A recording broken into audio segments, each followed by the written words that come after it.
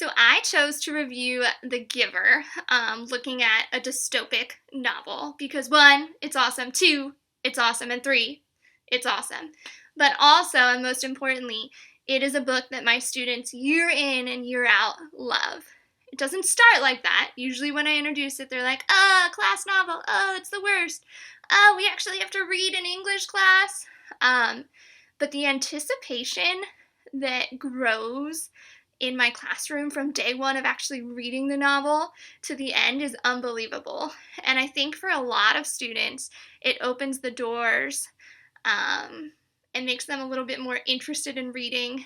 And if you know anything about 8th graders, if they don't want to read, they won't. So reading a lot of it, or a portion of it together, or having discussions based on a chapter that we read, really opens doors for discussions, and it is great. Lois Lowry did a fabulous, phenomenal job writing her novel, and if you haven't read it, you need to go to the store, go whatever, get a Kindle, do whatever, and start reading it now, because I've read it tons and tons of times, and every single time I find something new that I did not previously put together, or a new thought comes into my head, or it opens up some new discussion in a classroom that I didn't previously have.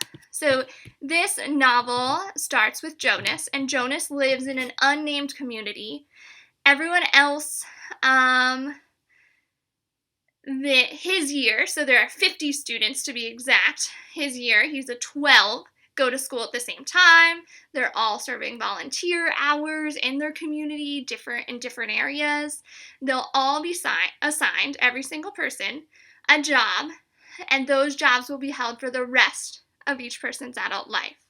The elders watch their volunteer hours, watch what they're interested in, and they choose a job that they think would be best for each person.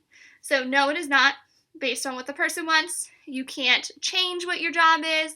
The elders assign you a job, and then that's it. And they assign you a job at this ceremony.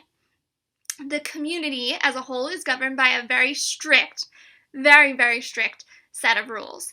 Every person in this community is kind, every person is on time, every person serves their community however they are assigned, and they don't complain about it. Every person follows a natural progression of life, and when they reach a certain age, they celebrate the ceremony of release, and they are released. There are very, very, very few accidents that happen.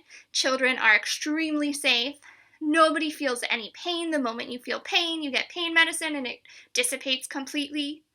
If there are minor infractions and someone breaks a small rule, you hear it over the loudspeaker. Back to Jonas. So Jonas, our main character, the protagonist, every morning he shares his dreams with his family unit, which is comprised of his mom, his dad, and his sister Lily. And every evening he shares his feelings, and this is a required thing. Everyone in the community does it, and they cannot lie. When he starts to share with his family unit some pretty risque dreams that he has about him and another girl, Fiona, he suddenly gets to take this pill for his stirrings. So Jonas, because he's a 12, has been waiting in anticipation for his assignment, his job, and he's eager to figure out what his life's work will entail. When he's at this ceremony and everyone in the community is there, they start going through the jobs and they skip over him, which doesn't happen. This is a rule-following community, so they go in order. Everything has an order. When it's his turn, they skip over him. After everyone is assigned a job, all his other 12s, they say that Jonas hasn't been assigned a job. He's been selected for a job, which Jonas has never heard of. And he is selected for the receiver of memories. And this is a big deal, a big, big, big deal. Jonas doesn't even know what will happen, what he's going to do, but he soon finds out that he will be the person who holds all of the memories of back and back and back from his community and world. So as Jonas learns more and more and he starts to receive these memories, he soon discovers that the community that he's grown up in is not all flowers and roses like he once thought.